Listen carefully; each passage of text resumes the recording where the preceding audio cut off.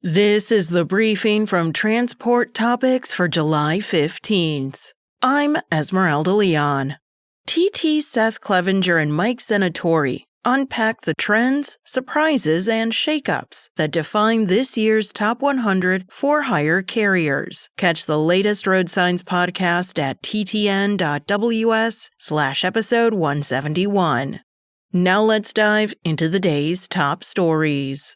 Daimler Truck North America is temporarily laying off 573 workers at its two Mount Holly sites, according to a North Carolina WARN Act report filed Friday with the state's Department of Commerce. Daimler Truck North Carolina Human Resources Manager Steve Griffin said the layoffs are, quote, due to a sustained reduction in orders and diminished build rate, end quote, in his WARN letter. The job cuts are expected to be temporary, but for an unknown duration. Employees affected will receive a payment at each employee's regular pay rate through September 9th. The report states. The majority of jobs affected are truck assemblers, material handlers, office supervisors, technicians, and painters.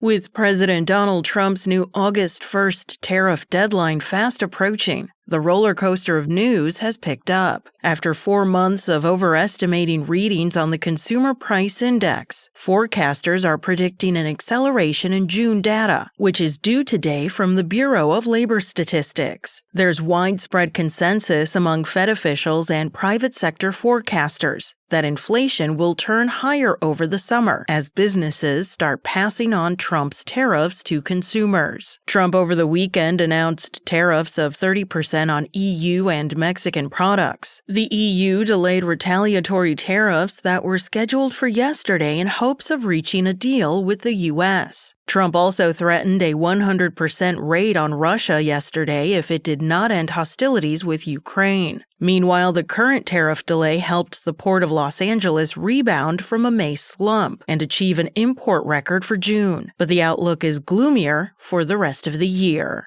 During a recent 3-week pilot test, ArcBest's ABF Freight less-than-truckload division racked up a total of 4,494 miles with one Tesla Semi, averaging 321 miles per day with an overall energy consumption of 1.55 kilowatt-hour per mile. On its website, Tesla pitches the Semi by promising energy consumption of less than 2 kilowatt-hours per mile. The lower an energy consumption rating, the greater the returns a carrier gets out of a battery electric truck. Serial production of the Tesla Semi is expected to begin in 2026 in Nevada. That's it for today. Remember, for all the latest trucking and transportation news, go to the experts at ttnews.com. Spoken Layer.